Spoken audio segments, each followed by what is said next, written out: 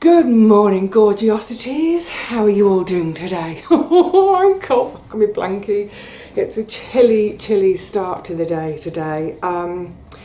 Right, today it's a bit of a mixture of good and grrrr. I'm going out in a second. I'm going out for coffee with our Gary, although I don't drink coffee. When I saw him a couple of weeks ago, he was already at the counter when I got there. We try and beat each other, and he said, usual. So the usual would be a hot chocolate. And I said, no, thank you. Peppermint tea, please. Because I'm not doing sugar. He's like, what? Peppermint tea? Where's that come from? I said, no, I'm not doing sugar. Anyway, so yeah, I'm off out in a second to see our guy, and I'll tell you for why in a moment.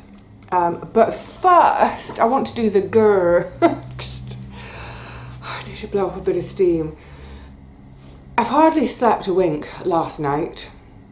Now, I'm being really good, and I'm doing my in bed, lights out, everything off by 11 p.m. Sometimes a little bit earlier even, no earlier than 10, but always by 11 o'clock. And that's definitely becoming habit. You know, I was saying about habits, and we need sort of 6 weeks to get rid of an old habit, 6 weeks to make a new habit. Well, we're nearly there. I feel like it is definitely sort of becoming a habit. But, I'm just going to reach for my fingerless, my fingerless gloves, wrist warmers, whatever you call them. So last night I was tucked up by about 11:15. Lean over, turn the lights off. And most nights, I'd say maybe 7 out of 10 nights, I fall asleep straight away. It's great. I don't stay asleep. That's a whole different matter. I mean, I probably wake up 4 or 5 times most nights. But anyway, most nights I fall asleep. Occasionally I don't. Last night was one of them. I had restless legs. And, oh boy, it was like I was doing river dance in the bed. It was so annoying. If you don't have restless legs, you can't possibly know the weirdness of your own body moving in these sort of jerks and spasms and kicks, like big kicks, kicking, and you have no control over it. By the way, I've had restless legs for all of my adult life, 40 years. I have tried everything, so please, no unsolicited advice about what to do about it. I've tried it all. Anyway, it went on for hours and hours and hours. But then, just when I thought, things are starting to calm down, it was gone half midnight, it was just starting to calm down. I thought, finally I'm going to get to sleep. About 1:45, noise from outside. It was the sound of an angle grinder. Really, I won't do the noise because it'll irritate you, but an angle grinder at 1:45 in the morning. And it went on for 10-15 minutes, just intense noise, horrible. And then the jackhammer, the pneumatic drill, I was like, oh dear God, what torture is this? So I jumped out of bed and went to the window to have a look. I'm going to go over there in a second with my camera and have a look to see what it was, because I could see it's just a little ways up. There's a little square at the end of one road where it used to join this main road. It's now shot off and it's paved over. It's like a little square. We sometimes have a market there, that sort of thing. So I could see lights on, sort of floodlights lighting the area, and I could see machinery, but it's like, it's 1 o'clock in the morning. This had better be some kind of big emergency. It was horrible. Anyway, I don't know. The last time I looked at the clock, it was 2:15. So hence, I'm a bit, but never mind. I'm going to go exploring. But my big grrr of the day is, it's been going on for a few days. I had a telephone appointment with my doctor a few days ago, and I mentioned the other day when I was talking about coping with stress, there's something going on, and when I was talking to him, we explored some things a little bit further, and he said, you need to make another appointment. He said, okay, we've talked about this today, but we need to make another appointment. We want to check this out, that out. He said, also, I want to get some bloods done, etc., etc. So I said, okay. So the next morning I went, so he was doing the blood form. Even when I was speaking to him on the phone, he said, I'm preparing your blood forms. I'll be ready for you tomorrow morning. Great. So I went to the surgery the next morning, and I got moved. My old surgery, which was lovely, which was across the road here, they finally retired. They were both in their 70s, but I loved my old doctors. So I got put into this other surgery, and it's a couple of miles away. So I have to take the bus. So it costs now, which is a bit annoying. Anyway, so I turned up, and there's where the reception is, there's a sign on a lollipop that says, please wait behind the line to be called forward. So it's waiting behind the line to be called forward. The receptionist has looked up and down a few times. She's seen me. She's ignoring me. It feels like I'm being ignored. So I inched. Honestly, I inched about 6 inches forward across the line, and she said, can you wait behind the line, please? I thought, okay, so I stepped. I mean, it was literally a half step, so I stepped behind the line thinking, and she carried on. She was typing, doing whatever. Now, when I was in nursing, on the rare occasions when I was sitting at the nurse's station, I might have been on the computer, I might be looking up blood results for one of my patients, deciding on the next course of action for them. If a parent came up to the counter at the nurse's station, I would immediately stop what I'm doing, look up and say, can I help you? Are you okay? What's up? Not so this receptionist. This receptionist is known in the entire area.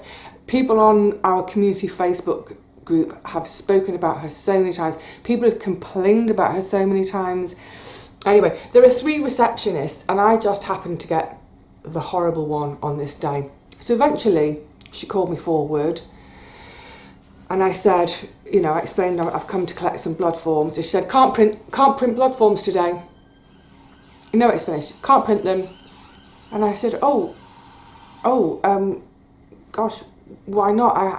And I said, I had an appointment yesterday with the doctor, and he said to come and collect my blood forms this morning. Well, it doesn't matter what he said yesterday. Today, I can't print them. It's like, oh, okay. She said that, and then she burbled something about the data, the computer, whatever. And now, the other thing to bear in mind is anyone who goes to a doctor's surgery is probably not at their best. They're either ill, and visibly ill, or there's something wrong, they don't know, they're a bit worried, The doctors ask you to have blood tests, to have more tests, and you're concerned. So when you go to the surgery, as the patient, as the client, you're not at your best. You're worried about yourself, what have you. And so I sort of hung my head for a second, and I sort of said out loud, but I was saying it to myself, but I said it in a plaintive way, not an angry way. I very simply said, what am I supposed to do now? And she exploded. She went mental at me. She just started ranting. What do you think I'm supposed to do? What do you think I'm supposed to do? What am I supposed to do? I can't print them. I've told you I can't print this. And you're standing there getting angry with me. It's not my fault. And she just went absolutely mad. And I must have done this face like, so she went off for a couple of minutes, and I said, I know, please calm down. Don't tell me to calm down. I said, look, I understand you can't print them. I'm just asking what I'm supposed to do next, because I need to get bloods done. That's all I'm asking is, what am I supposed to do next? Am I supposed to just come tomorrow on the off chance that it's working? Please help me. Please help me. I need help, sort of thing. Anyway, I find if you know, I understand that her job is pressurised, and I understand that there are probably quite a lot of people who come up to that counter and who are horrible and abusive and shouty. I know what it's like. I've been on the other side, you know. But it's like I always think, if you're going to work in health or social care, you have to approach every client with calmness, with empathy, put yourself in their shoes for a minute, and maybe say sorry even, to say, I'm really sorry that you've had a wasted trip here this morning, Miss Gregory. I'm really sorry about that. This is a bit of a one-off. We don't understand what's happened with the computer system, that sort of thing.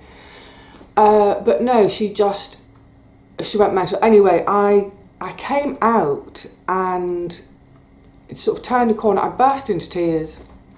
I know, it's ridiculous. I think it's just a sign of all sorts of pressures getting to me.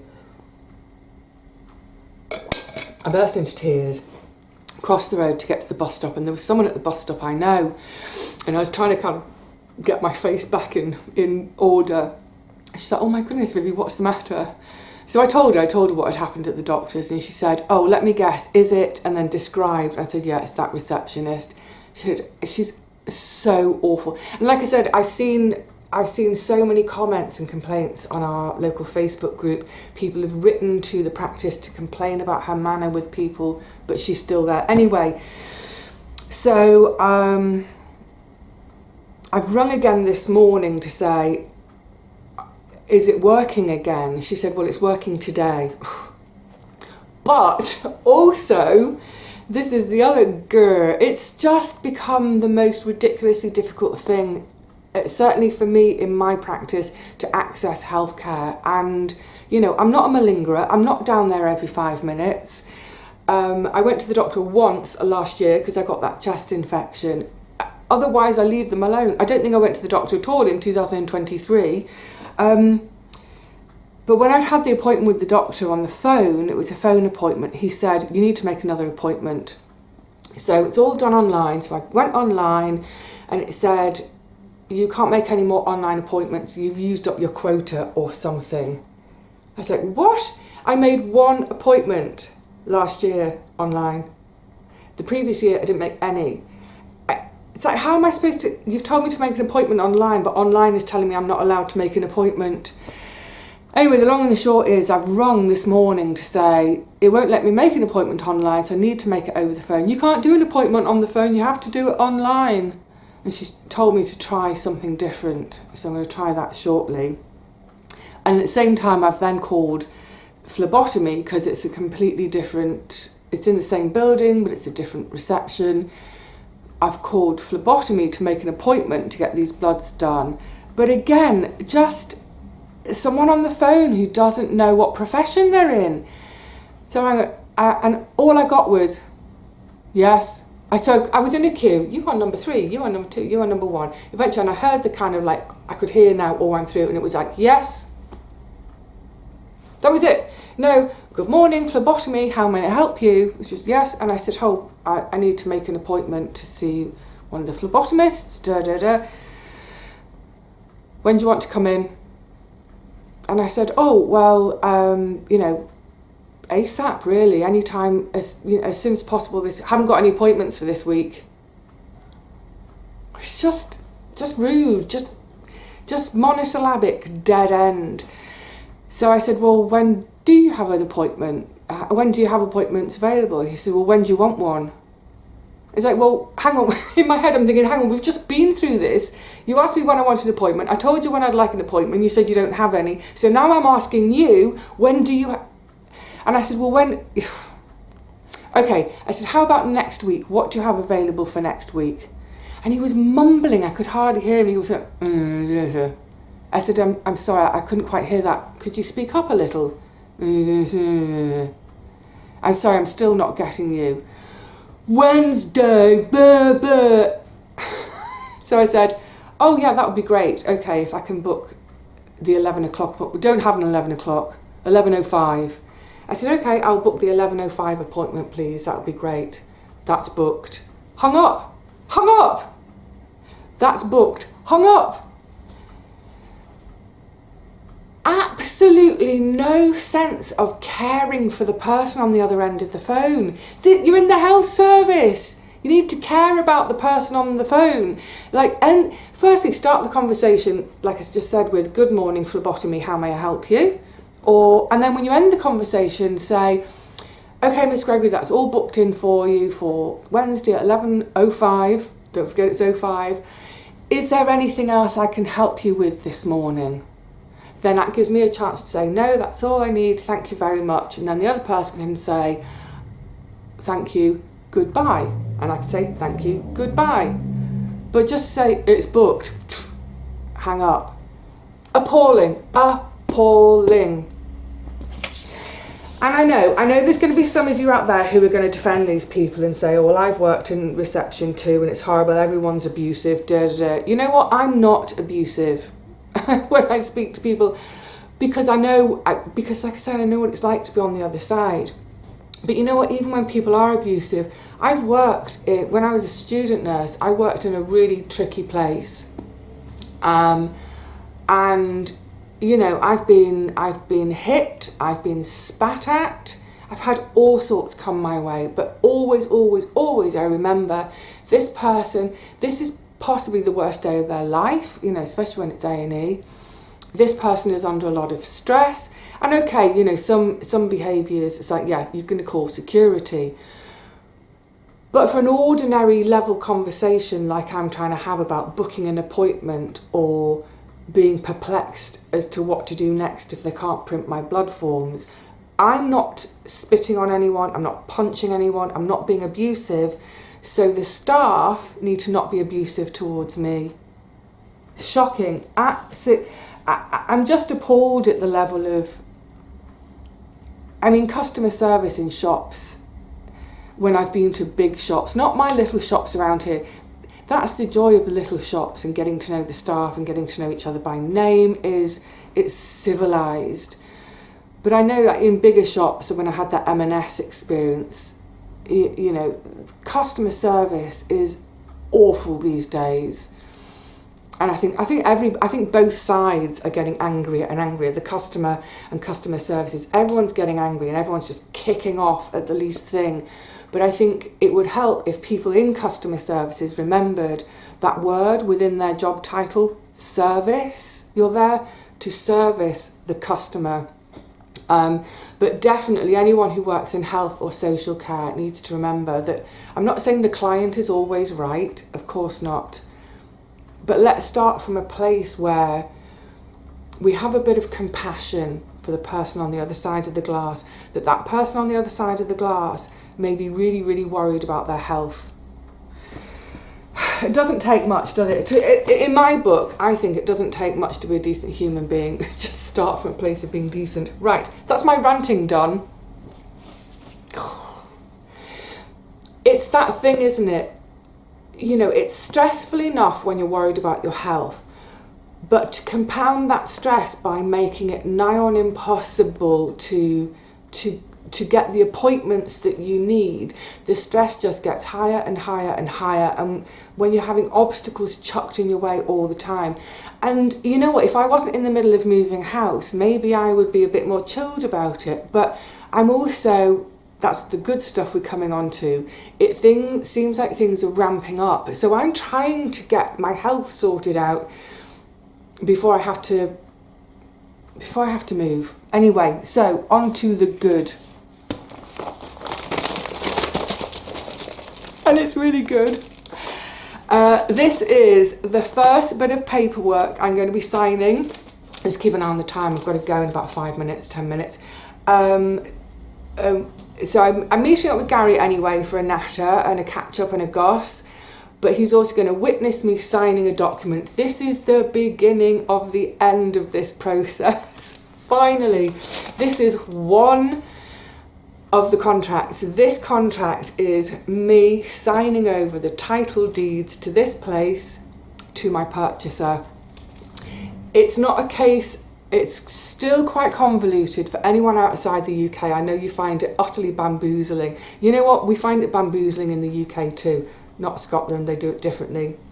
But this is the contract for the title deeds for this property. of me saying, yes, I agree to sell it to this other person.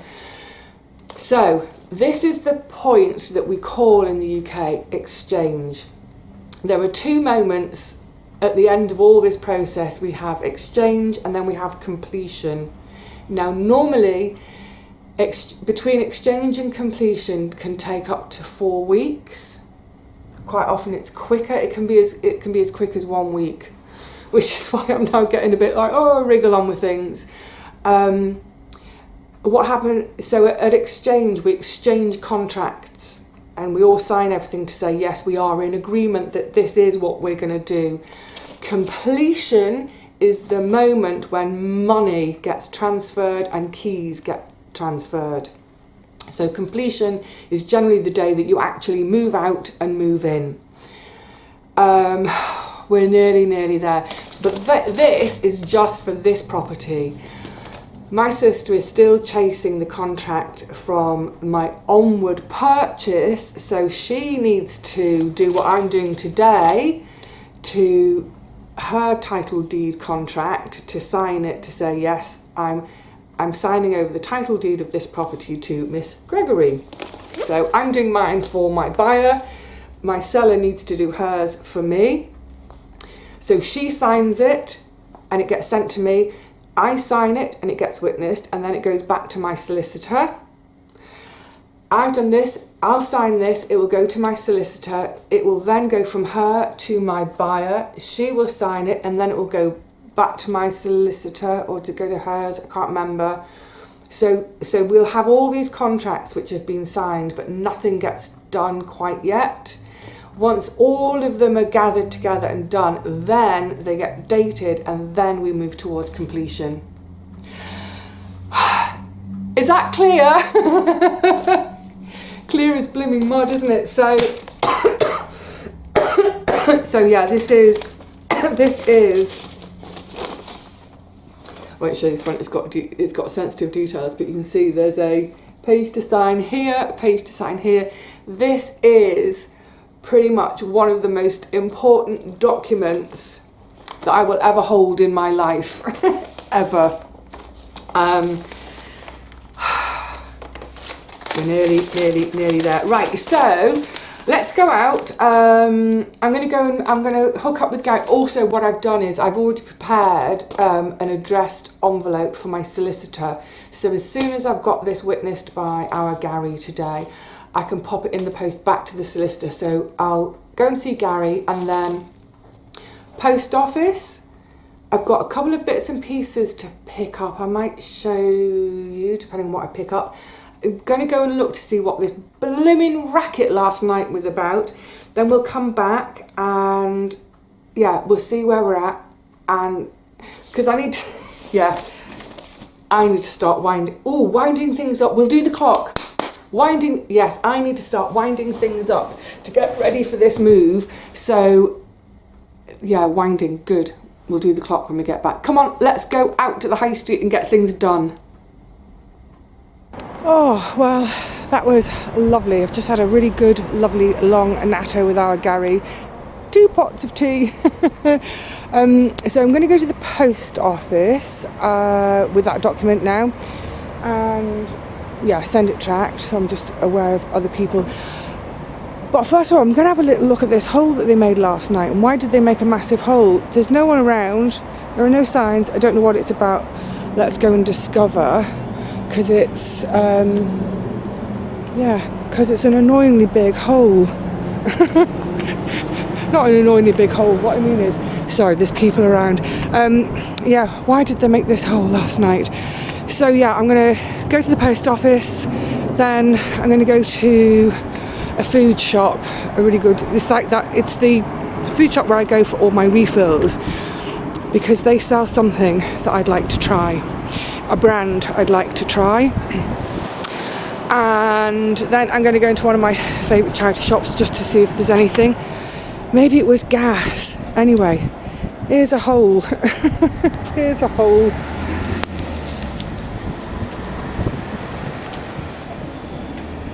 That's the hole they made.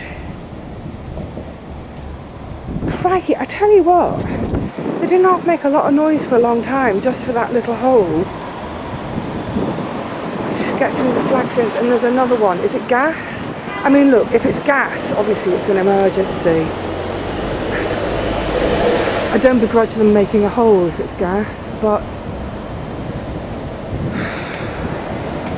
yeah, too much noise in the middle of the night. Right, let's go off. I mean, not very attractive. Let's go off and yeah, post office and purchases. Oh, what a fab morning. It's gone. The whole morning's gone. Just before I was coming in, so cute. Cutest sight ever. A little crocodile of kindy kids.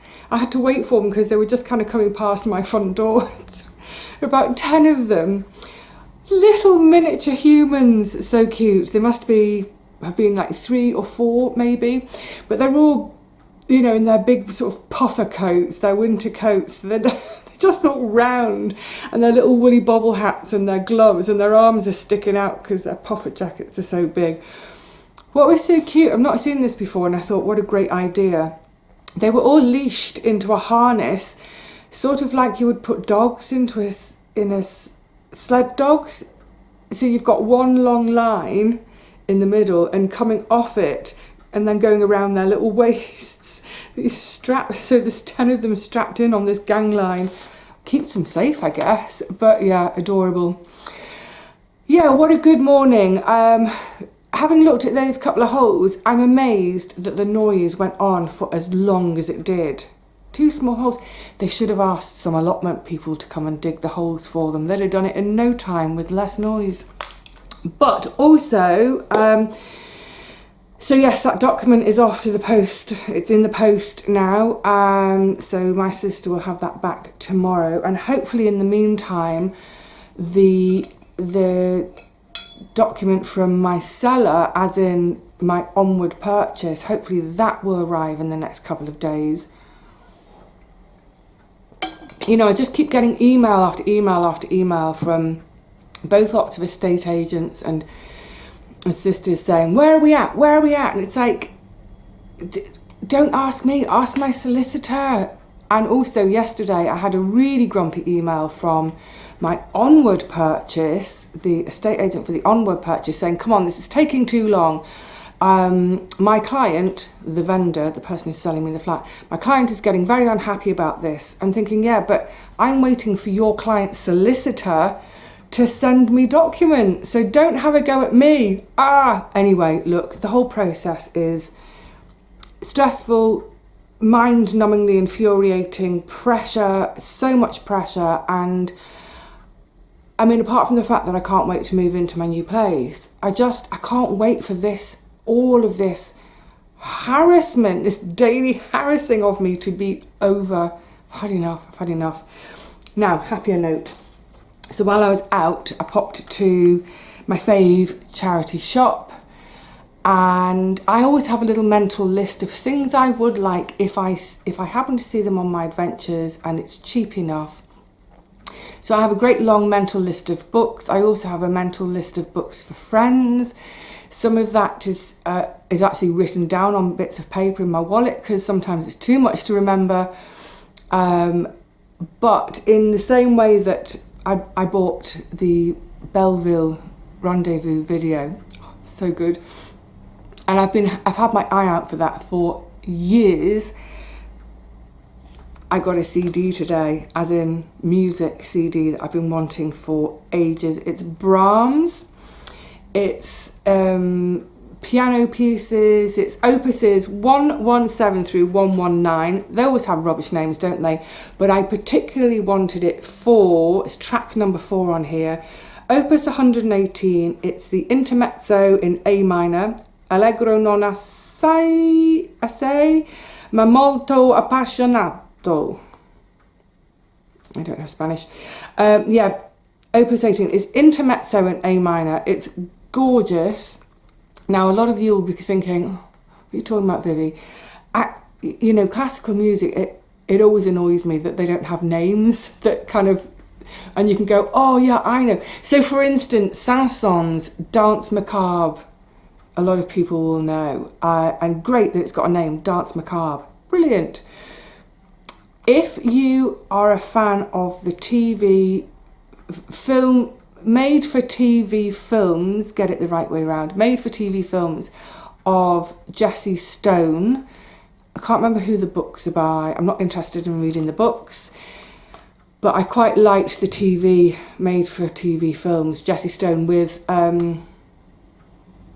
what's his name? I was going to say Magnum PI in Tom Selleck, who, yeah, I think he's great in it. I love it.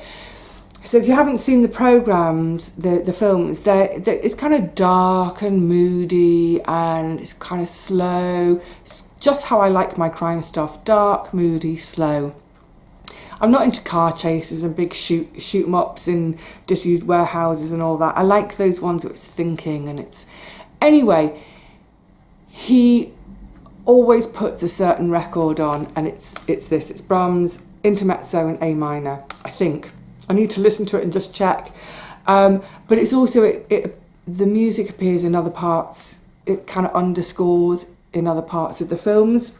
It might be other Brahms bits, but I like Brahms anyway. I haven't got much, in my collection to listen to. This has been on my to-do list, as it were, for ages. And it's beautifully calm. So this is going to be perfect this afternoon. I'm just coming back onto the house move stuff again.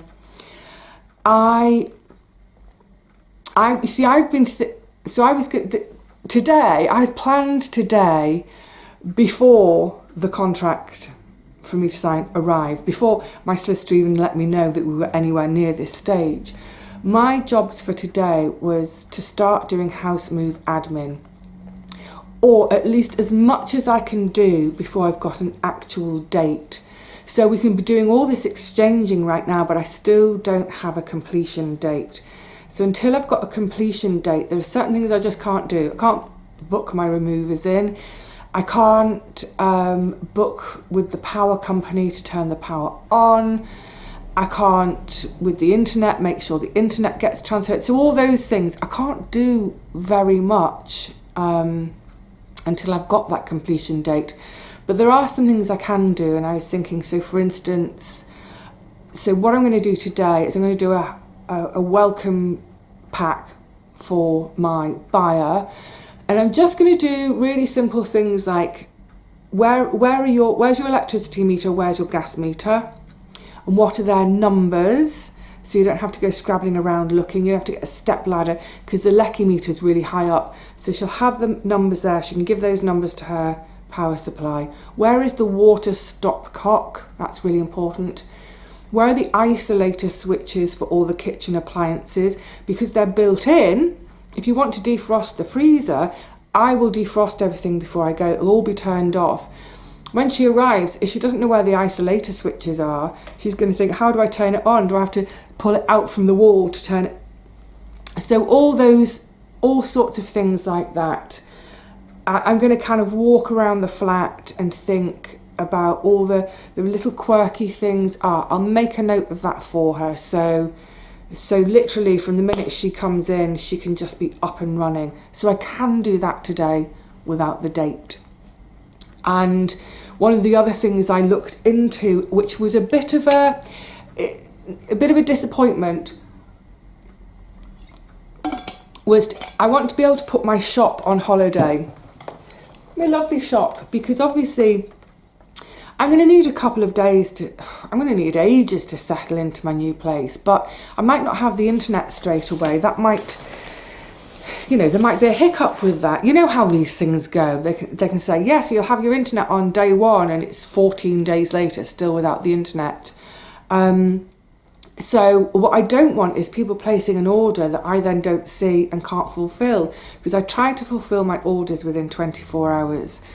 So I thought, I've heard about being able to put the shop on holiday. So I looked into it, and yes, I can do that, but I have to buy an extra plug-in, and it's £48 for the year. Is it worth it?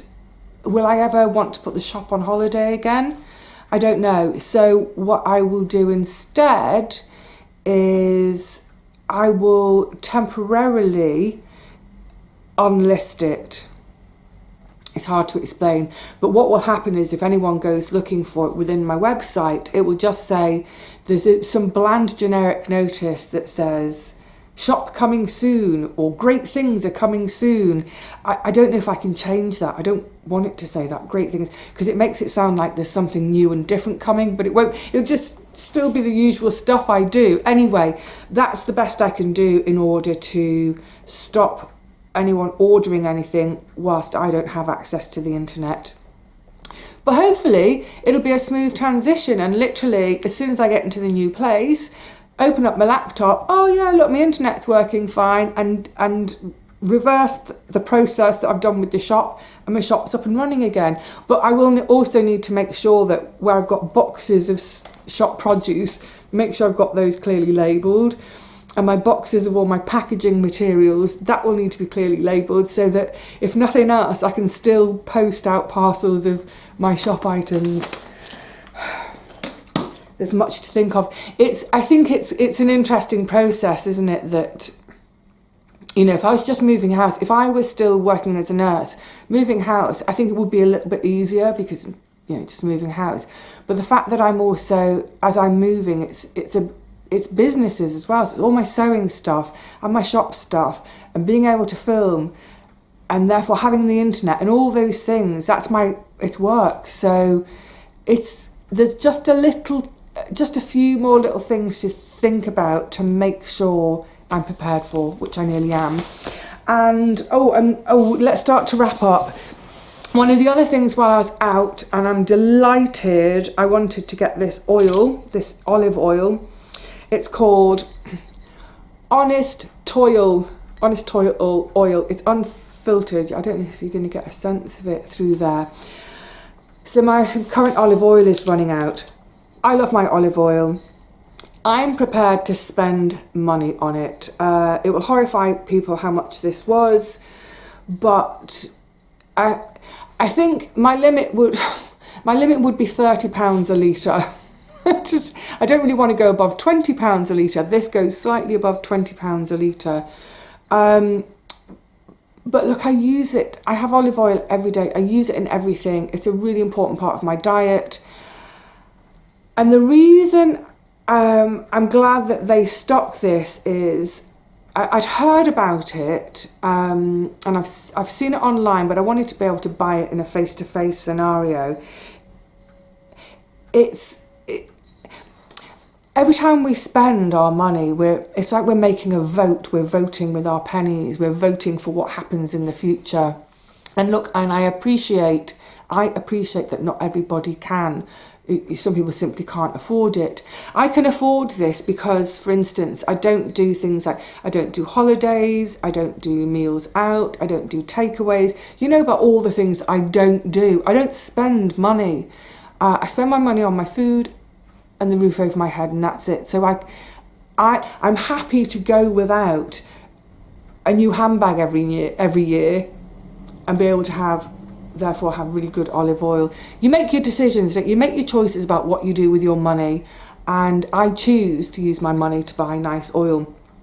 And one of the things I like about this is it's sort of the traceability. So it's a small olive grove farm in the Western Peloponnese, beautiful part of Greece, pretty isolated, pretty much off the tourist map. I got to know the Peloponnese because of Patrick Lefermer.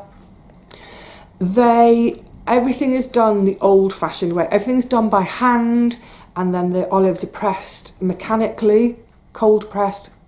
Basically, they're squashed. The olives are squashed, and what runs out is this.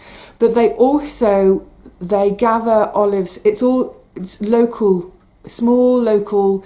What is it? They say it better than me. Straight from our family groves and other small-scale farms in the villages around Kyparissia. So it's like a collective. So the olives are coming from all the little farms, and they're coming to a collective press, and it's all being pressed together. We aim to share the fruits of our toil at a sensible price whilst supporting the traditional Messinian harvest, and making sure that the oil on your table is produced and distributed in the most sustainable way. Cold pressed right after harvesting, it's unblended, unfiltered, and bursting with the simple goodness of crushed Koroneiki olives. So this is the November harvest, last year's harvest. So yes, look, it's expensive, but what I mean about my money, when I spend my money, I'm voting to keep small independent farms in business. That's what I mean by it. I want to support. You know, Greece has had such a horrific time of it in the last few years. We hear about the brain drain. You know, the bright young people are leaving Greece in hordes to go to other European countries to work, where they can make 5, 6, 7, 8, 10 times the wage in another country. So, you know, they've been in economic ruin for years now. So yes, and I love Greece. I have spent many happy days, weeks, months in Greece. So yeah, I'm happy to support a small Greek farm and some outlying farms in that area by purchasing their olive oil rather than Sainsbury's own label, which is probably a blend of all sorts, and they probably don't even care about their farmers that much. And it's all done by, what they're saying about, they've got a website, which is probably what I first saw, and because everything's done by hand, it's minimal damage to the trees, they're really caring for the trees, and minimal impact on the wildlife. Everything about this gorgeous oil, everything about it is good. I've yet to taste it. I hope I don't hate it. But yeah, look, 12 quid for half litre. Yes, I know for some folk it's a lot of money, but I would think, you know, £2 for a handbag is a lot of money, never mind 200. We make our choices in life, don't we? We make our choices of what we spend our money on, and that's what I choose. Right, last things last. Or maybe, no, I'll do the clock weights in a separate video, because otherwise I've been going on for too long. So I shall wrap things up for now. I'm going to go and get on with making that house pack for my buyer. And of course, as and when there's any more news, I will tell you. See, I did promise. I've said all along, when there's news, I will tell you. And if there's no news, I won't tell you anything, because there's nothing to tell. Well, today there's been something to tell. It's happening. It's happening at last. Oh my goodness. It's not over. It's not over until completion day. Nothing is a dead certain until completion day. So I shouldn't get too excited, but it really ought to be. It really ought to be a safe bet now that this is happening. Please. All right, lovelies. I'll see you again really soon. Not sure what we'll be doing. But yeah, I'll see you again ASAP, and just keep going with the flow, and just, yeah, I'm starting to waffle. Sorry, my head, I'm a bit all over the place, because it's the possibility that it could be really quick now, but it still could be another month or so. And now, so my head is now starting to whir about all the things that need to happen in the next few days. We'll see. It's good. It's good stuff. It's good times. All right, lovelies, until the next one, take care of yourselves. Cheerio.